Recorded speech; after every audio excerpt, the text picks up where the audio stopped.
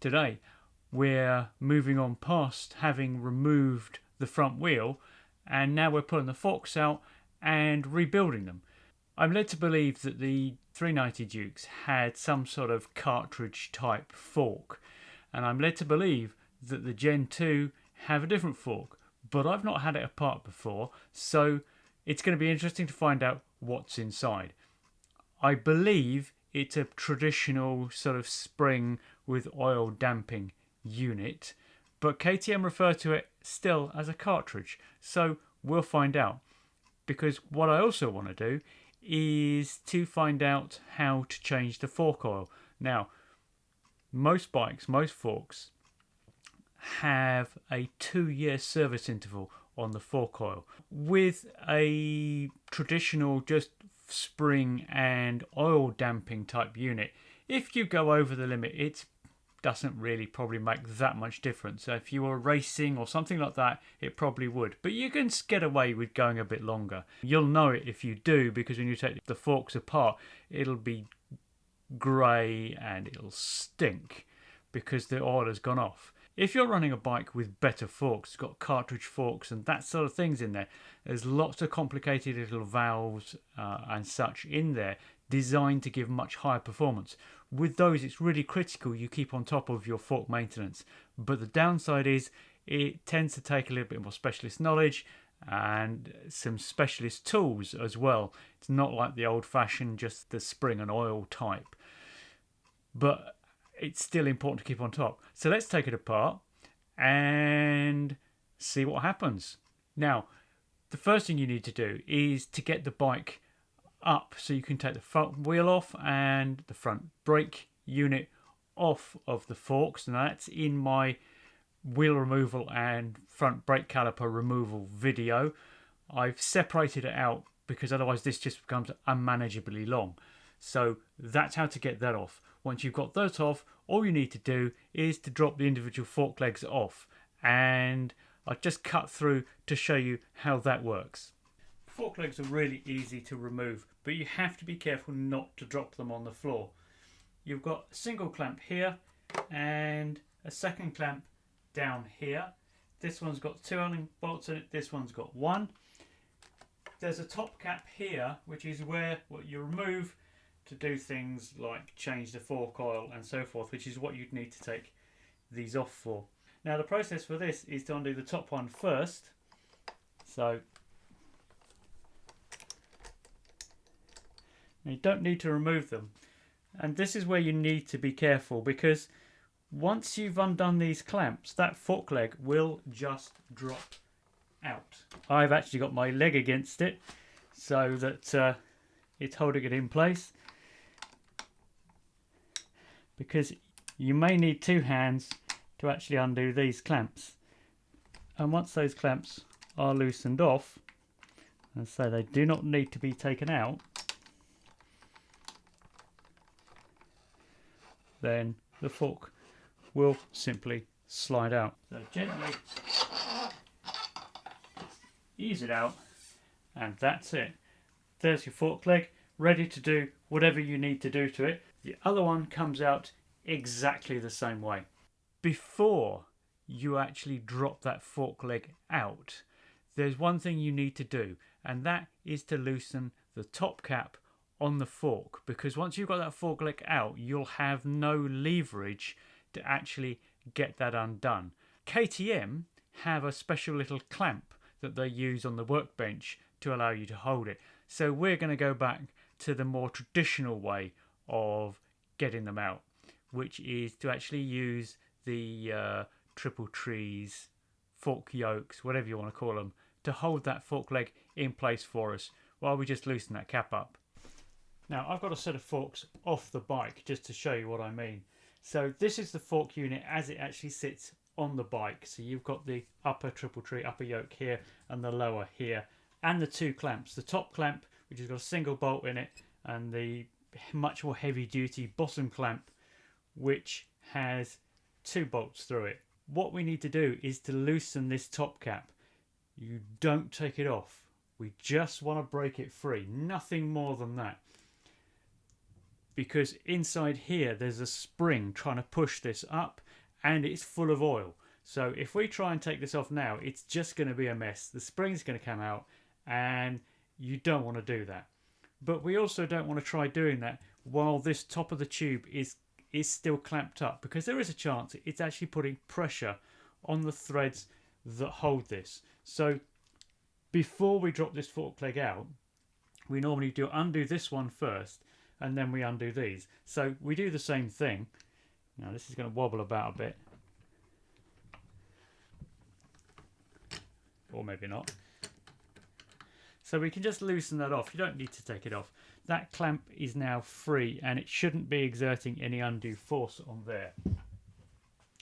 Now this is a 24mm bolt. I don't like using these multi-point 12-point sockets on these, because they will mark this. I don't know whether you probably can't see, but if you look at this fork leg here, you can see exactly what's happened. Someone's had this top cap off and it's damaged it.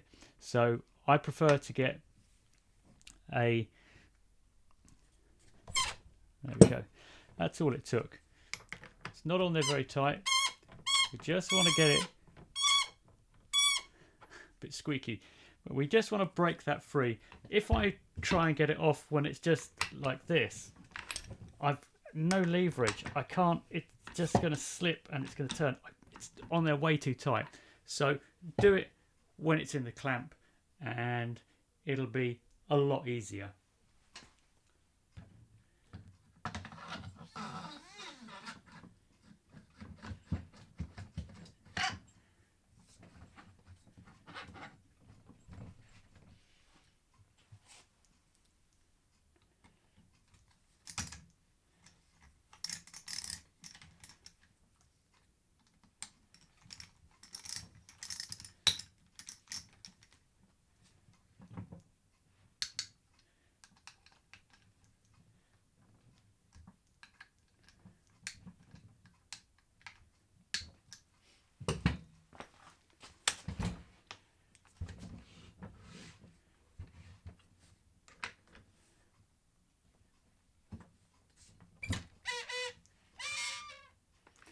Seems they all do that.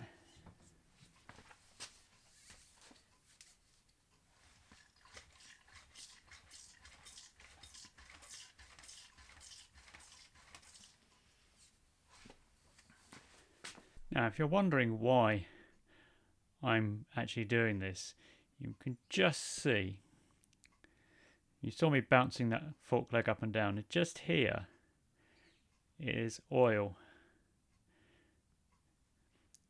that is leaking from the fork seal. Now this has happened because I was practicing wheelies and came down too hard too many times and compressed the fork leg completely, and I've got it on video. You can see that this is actually hitting against the bottom here, and you can hear it too on the video. So that's damaged the seal in there, and it's leaking. So we need to fix that. And if we gently prise away this dust seal,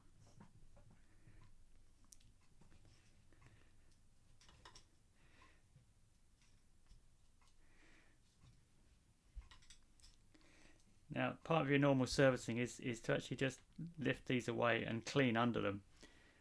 I'm not sure how visible it will be, but there's quite a lot of oil down in here, and again, you don't think it will show up terribly well on the camera, but this whole area is covered in fork oil. So we need to take it apart.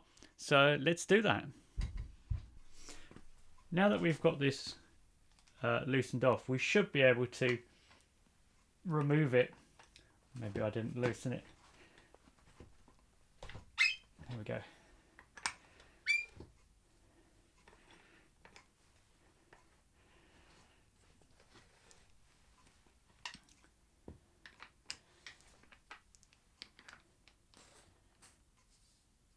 Yeah, that's come loose. It's quite a long thread. Oh, there we go. So that is now off, and you'll see that this will now drop down.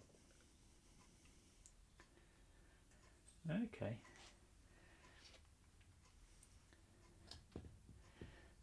Okay, so it is actually a partly cartridge unit. This is a 2017 because this is still connected at the top. But what we want to do is to empty out the oil that's in there. Now, some people will tell you that what you should do is to measure the oil as it comes out and to replace with the same amount. And that's fair enough on an oil change when you're just changing good oil. Where you don't know the history of the fork, you don't know if somebody's put the right amount of oil in before, or you've had a leak because you've got a damaged fork seal, then you don't know whether it's got the right amount in there. So it's in those circumstances it's better to just go with the manufacturer recommendation. This looks actually nice. This is still nice brown, clean oil, which is good.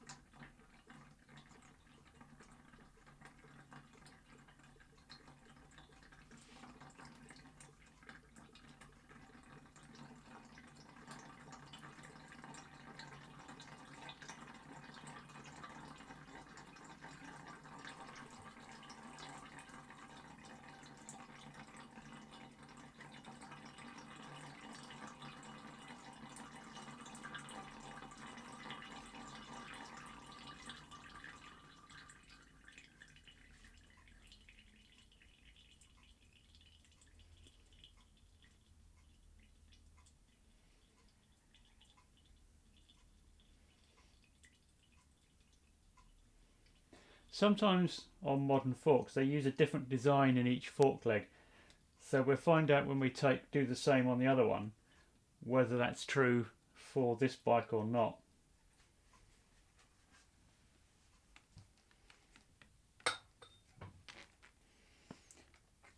You'll often find that sort of pumping will get some more out. It's a little bit messy.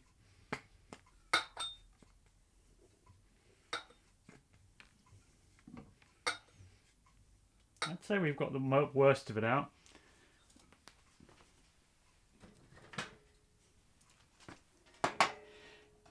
In order to remove that spring cartridge from inside of here, we now need to remove the bolt that lives up here. So there's a hole in the bottom which allows us to put a socket on.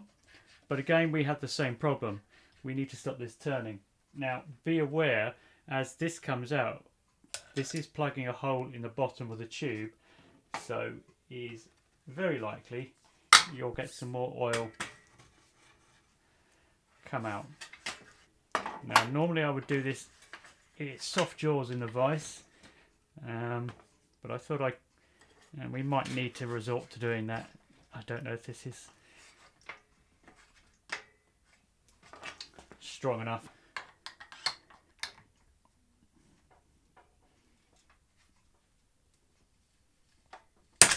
Oh, there we go. So we were good. Let's move my. It's never going to dribble in there, but it's.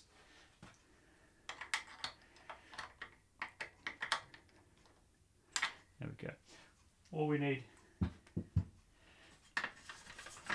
is to crack it off.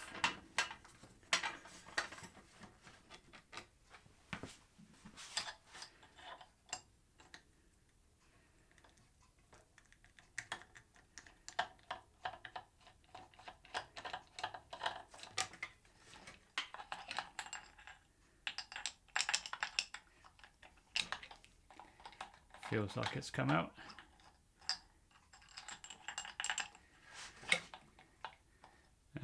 we go.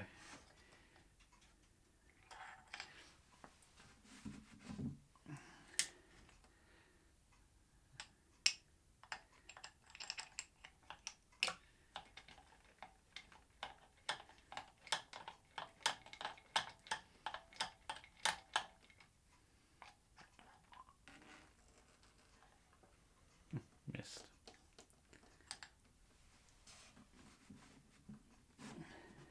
Probably better to have an oil pan than trying to drip it straight in.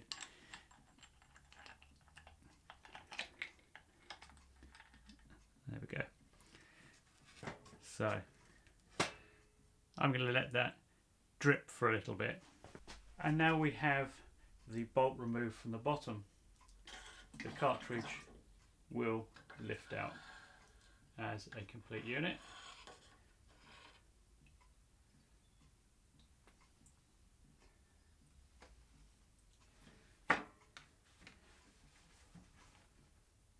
And for our purposes, we don't need to actually get inside this cartridge. It's interesting to see that this is actually a proper cartridge setup in here.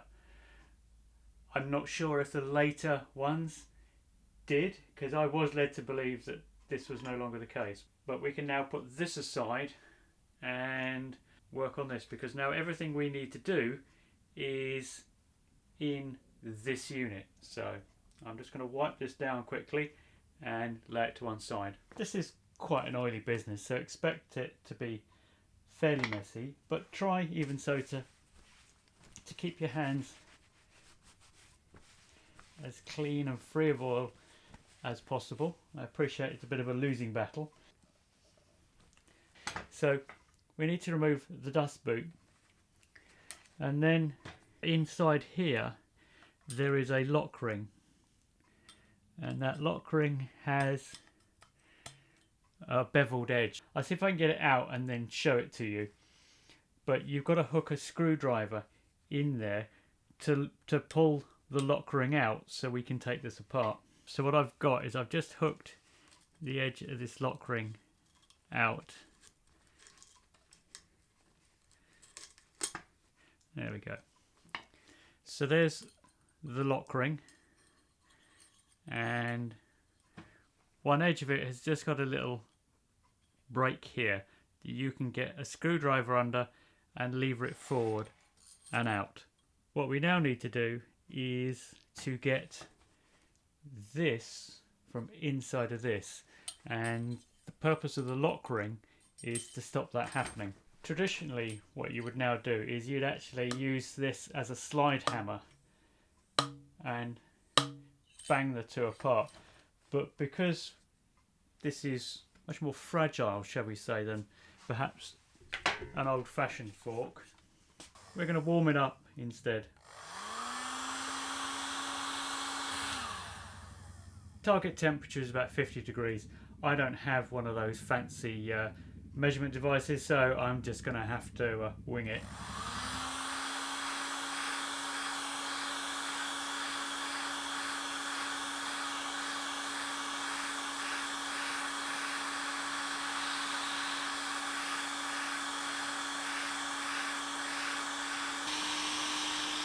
Starting to get a bit warmer now.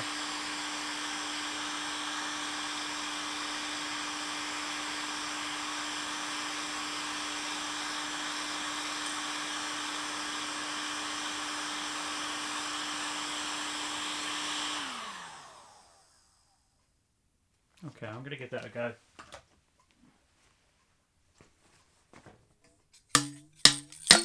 There we go. The upper tube here we can now put to one side.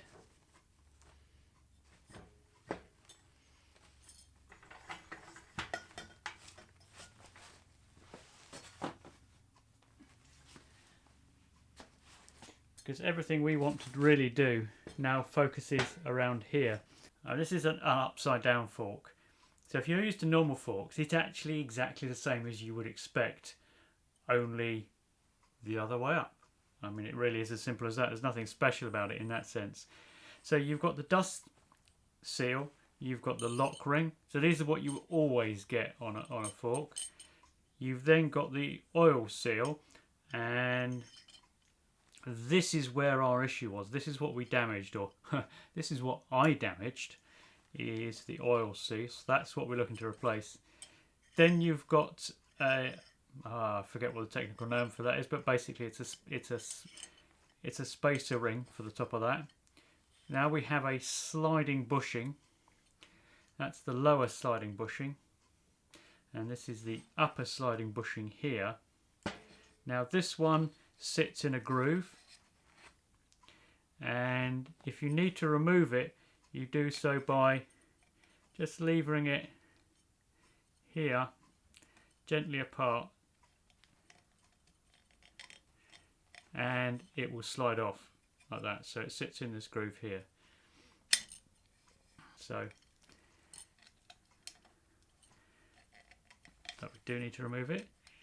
Now it's always important when you take things apart like this is to put them down in their correct orientation. So I'm going to put that there.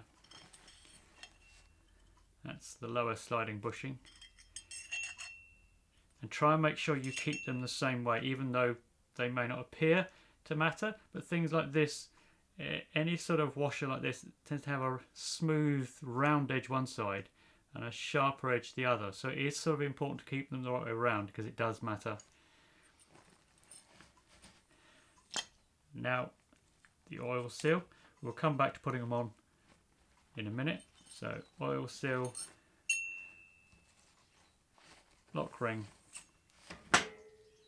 and dust boot, and that's it. What you should be doing now, once you've removed all the oil from your hands, is to inspect everything.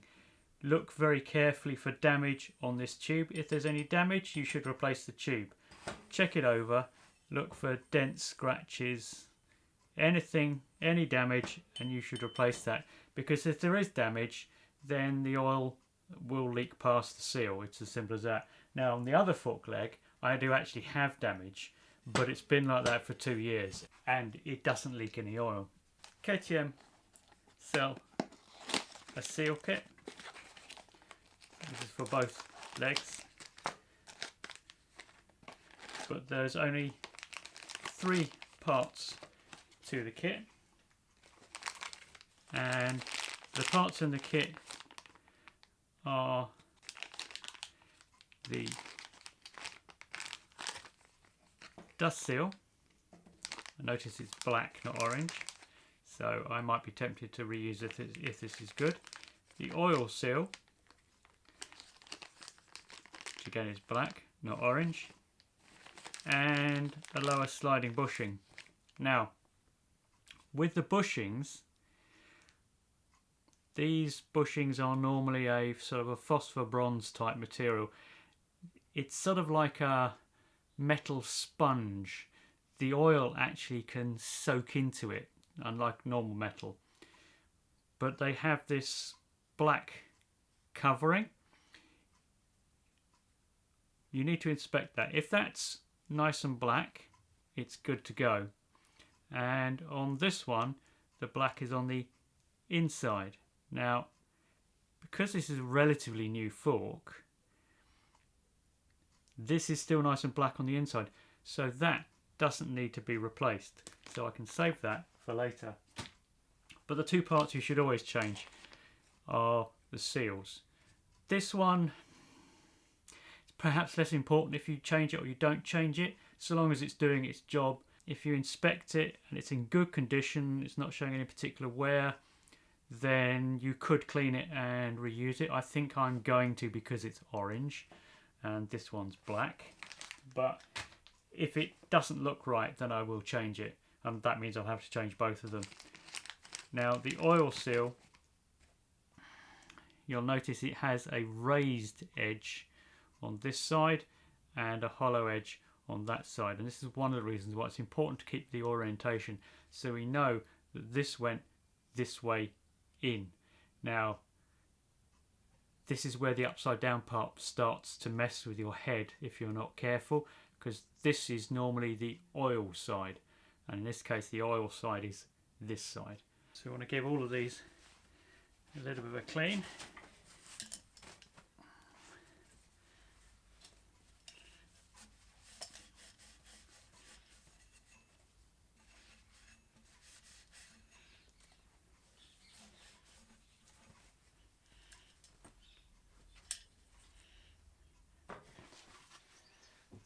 So let's bring the replacement seal in here. Align it the same way.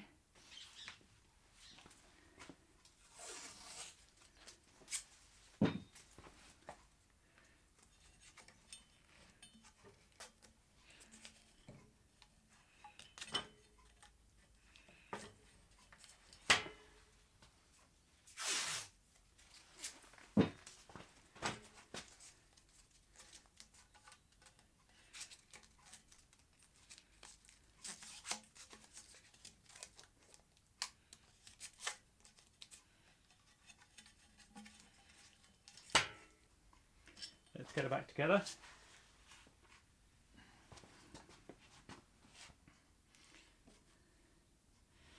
There is a special grease you can use for this. Typically I might well use rubber grease for it, but let's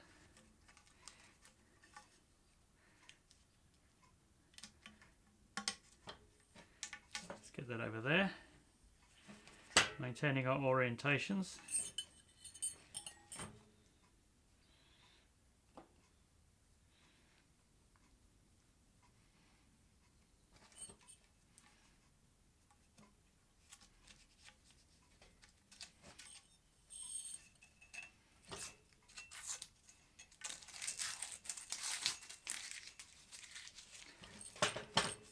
Remove any residue you might have from the tape.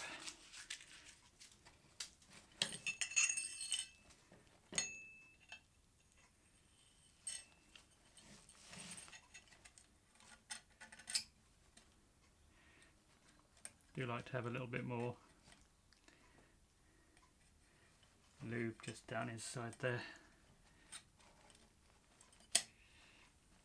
Alright, there we go. And now we need to reassemble the two parts. Now it's a good idea to try and keep these somewhat separated. This is the upper, I should say the lower sliding bushing is what fits inside here with the seal. Let's warm this up again.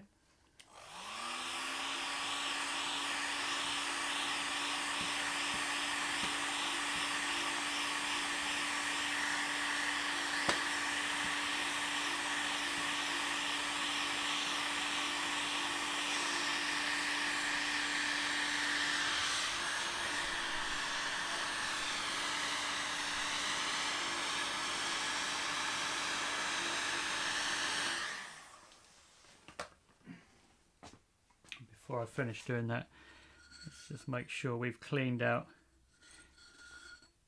the top section here of any debris that got past the dust shield.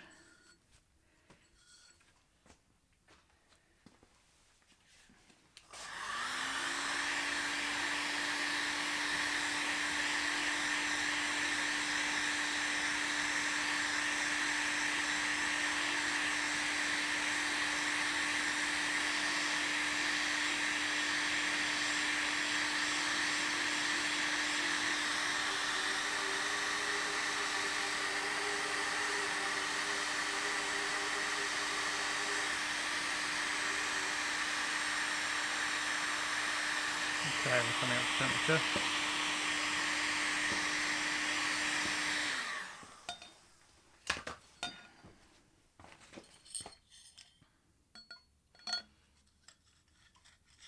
So you can feel that first sliding bushing fitting in there. Now the second one is in, keeping the dust screen and the lock ring out of the way. What we now need to do, it's the only time you need a special tool for this. You can improvise with other things. You can use things to drift down on here, but it's difficult with these because of the end of the tube there. So I'm using a seal driver which pushes against the outer lip of the seal.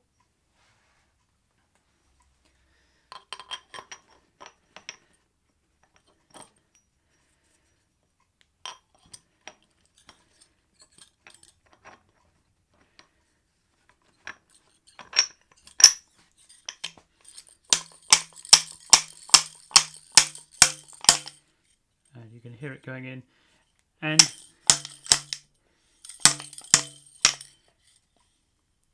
you'll know when it's in far enough because you'll be able to see the lip that it goes into. Don't be afraid to use a little more heat at this point. That's still a bit more.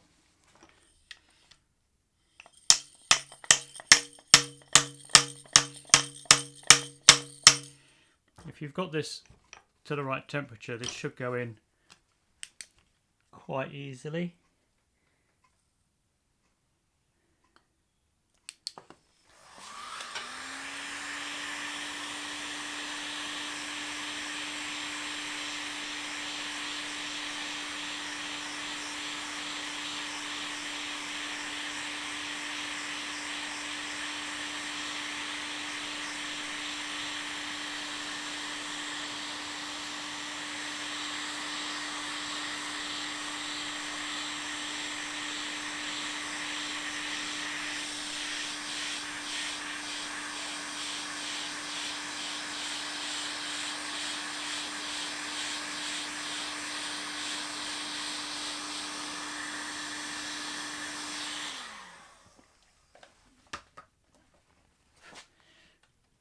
Burning a little bit of oil there, so probably a little bit too hot.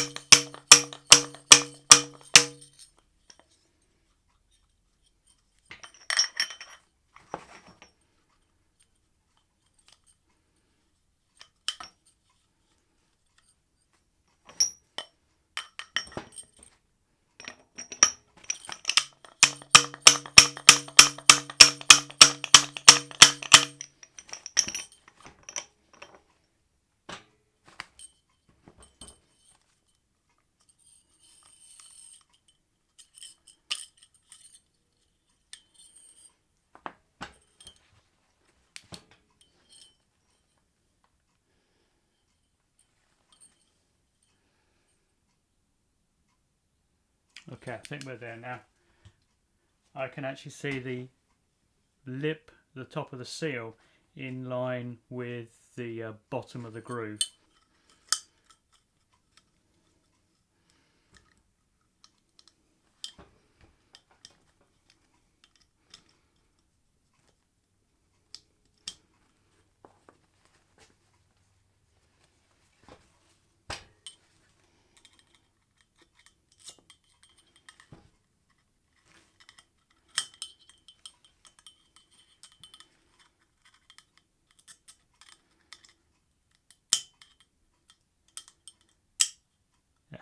There's the click of it going in. Just make sure it's in all the way around.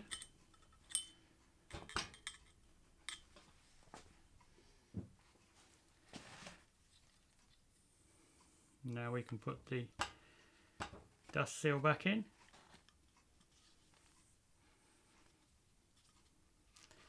Now you'll tend to get a little bit of oil build up the first few times. Do that like that, because obviously we've been using oil and stuff to lubricate, so that will go away. You'll just have to need to keep cleaning it a few times. Right, let's move on. Now we've got this back together, give it another wipe over to get rid of some of the oil that's over it. It's time to put this back together.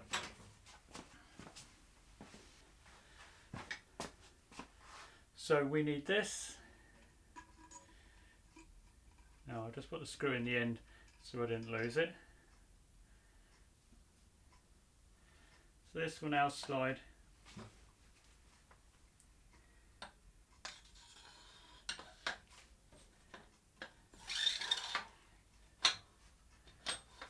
back down into here.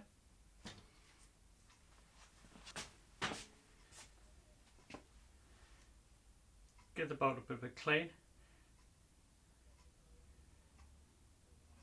There's a seal in the bottom of that.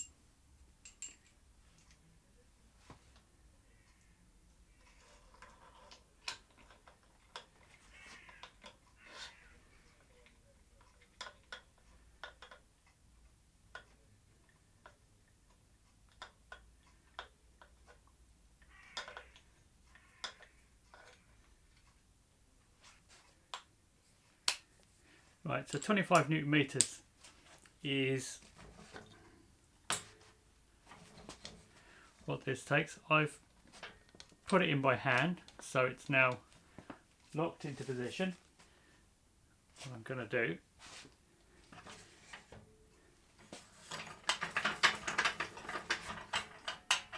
is, as before,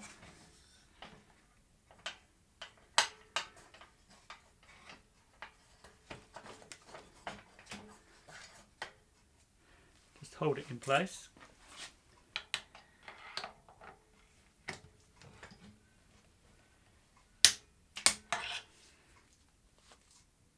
Work my way up to it.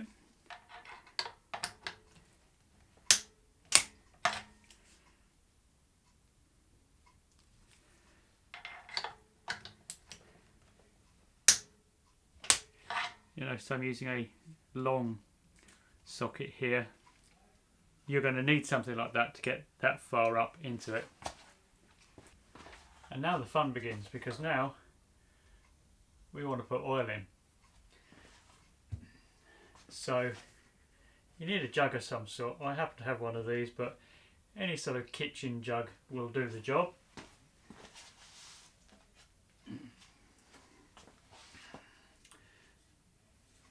Now, I'm using Moto X. People seem to get upset if you don't use Moto X in your KTM. Anyway, it's a 4-weight, so it's really thin oil. And it's 450 millilitres for each leg. So I'm going to get that there. And you can see just how thin this is. It's really like water.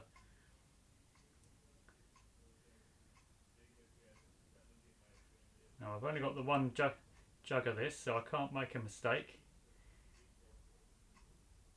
There's just enough in this bottle for 2 fork legs. Now, what we need to do is to carefully pour it into here.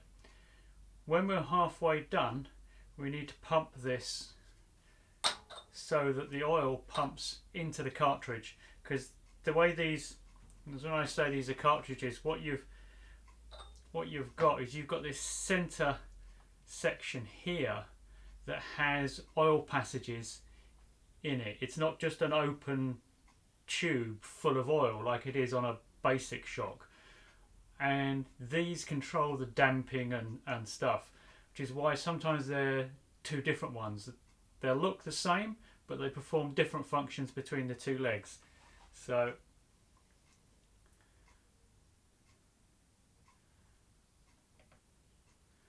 I'm going to try and get this where the spring allows me to pour it in without going everywhere.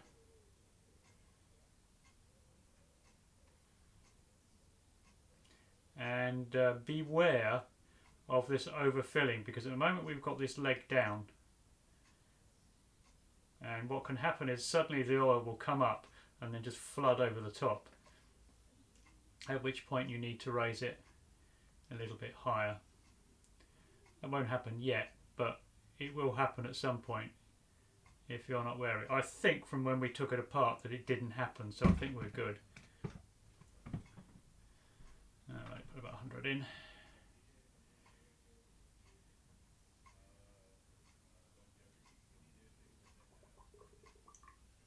It's starting to gurgle. And I'm about 2, or about perfect. I'm about 225. Don't know whether you can hear that, but it's gurgling away. So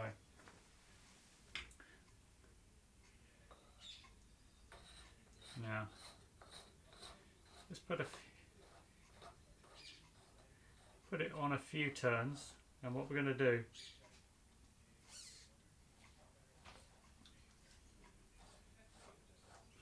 a few more turns.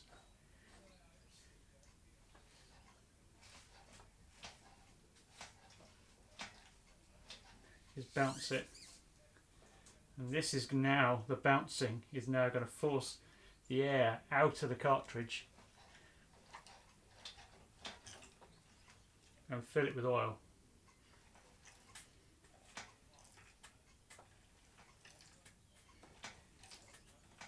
And that has gone from quite soft to much, much firmer.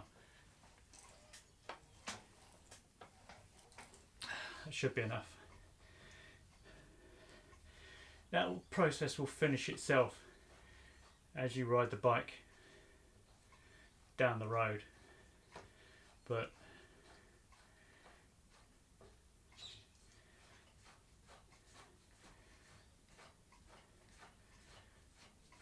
now, before I finish, I'm doing that. I'm just going to get the rest of my oil.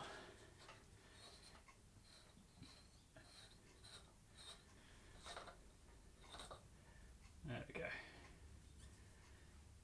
And now we can finish.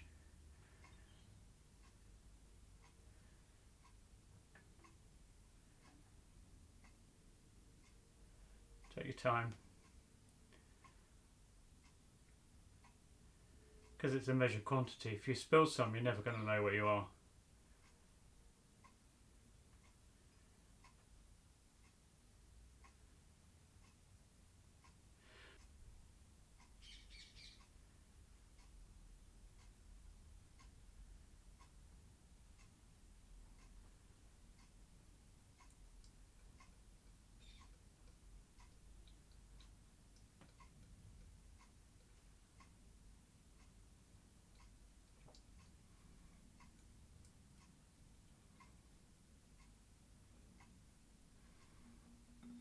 Right.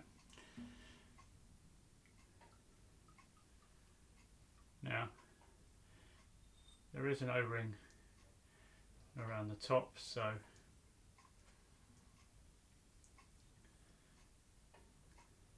it's worth getting some lubrication onto that.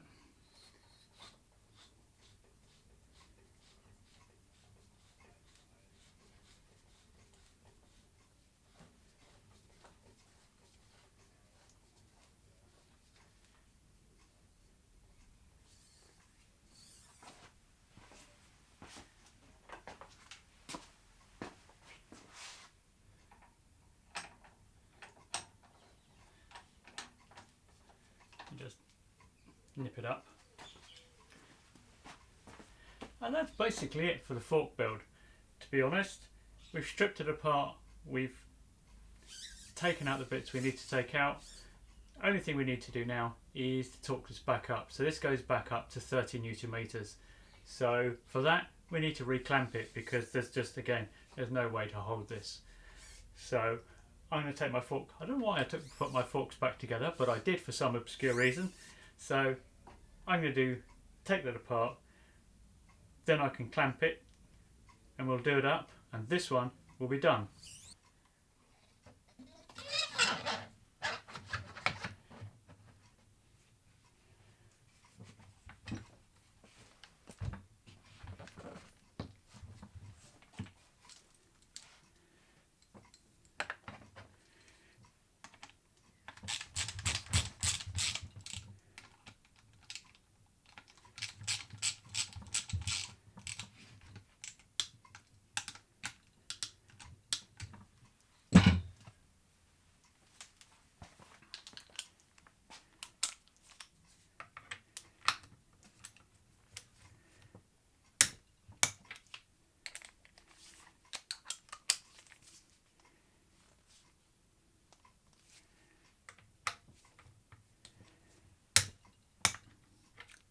They're not very tight at all.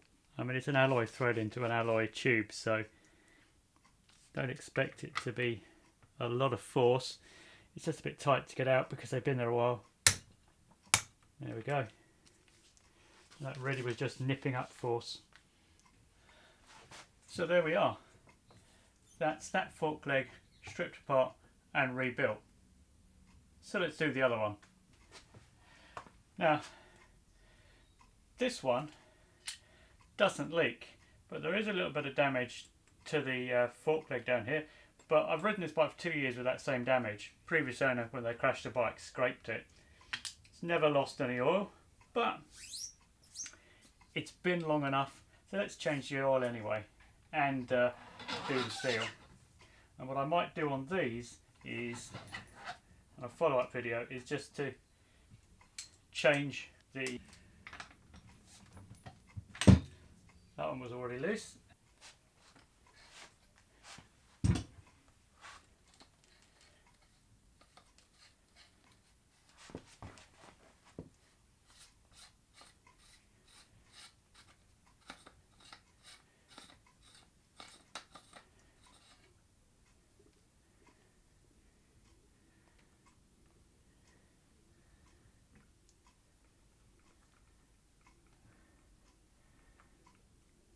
It's not the same colour as the Moto oil, is it?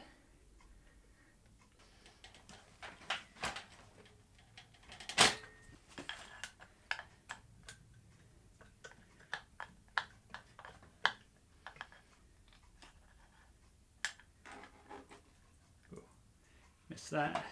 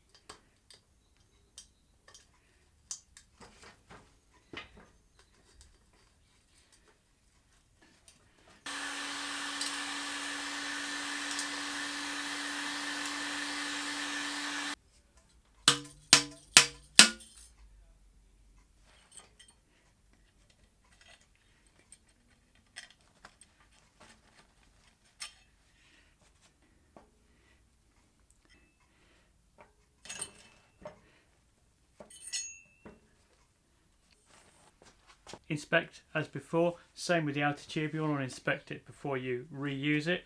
So mine has got this quite nasty scratching here, but it hasn't leaked as far as I can tell. There was no indication of it leaking, so we're going to try it again, and if not, well, I'll just have to pull one out of my other forks.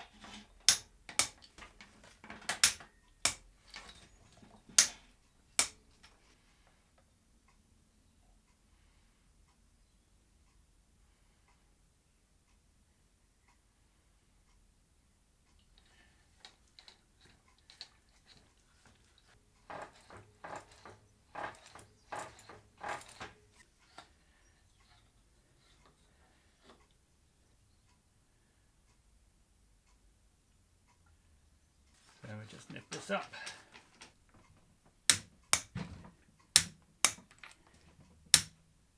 And that's all there is to replacing the fork seals on the KTM 390 Duke.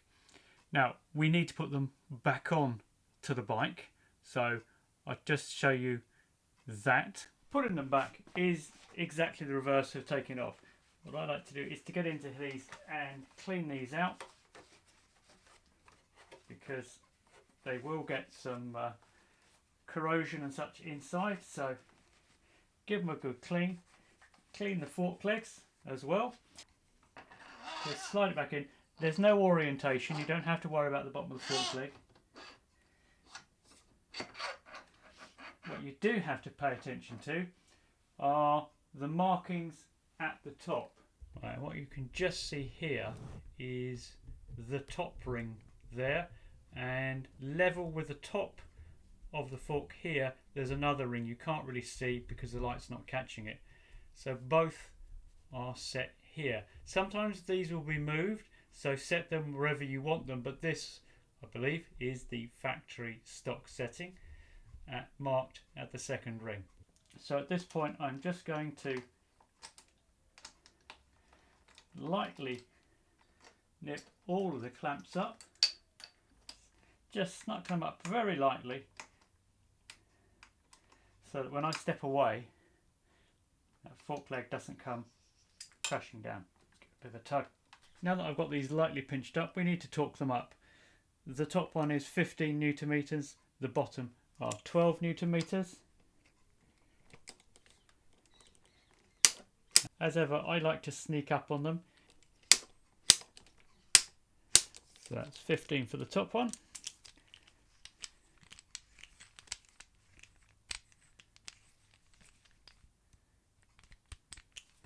And it's more important to sneak up on them where you've got two. What you don't want to do is whack one down tight and compress the top part of the clamp up and then try and get the second one down, because the clamp won't have closed straight. It will have come in at an angle and the bottom one probably won't hold properly.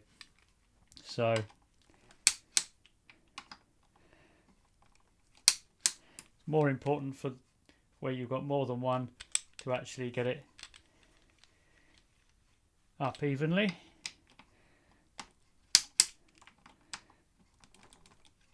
But they're really not tight at all. And if you don't have a torque wrench, well,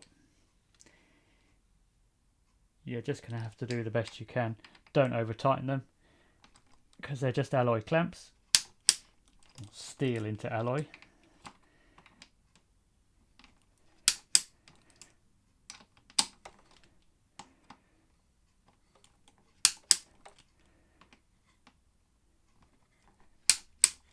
There we go.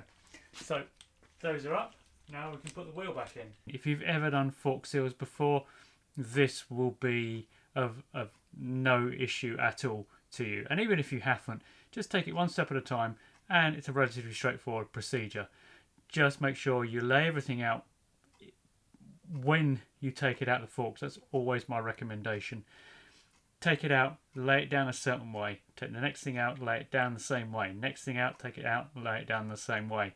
That way, when you're putting it back in, you can pick it up, put it back on, pick it up, put it back on, and everything is the right way around. It's an easy job, so I hope that's useful for you, and I'll see you next time.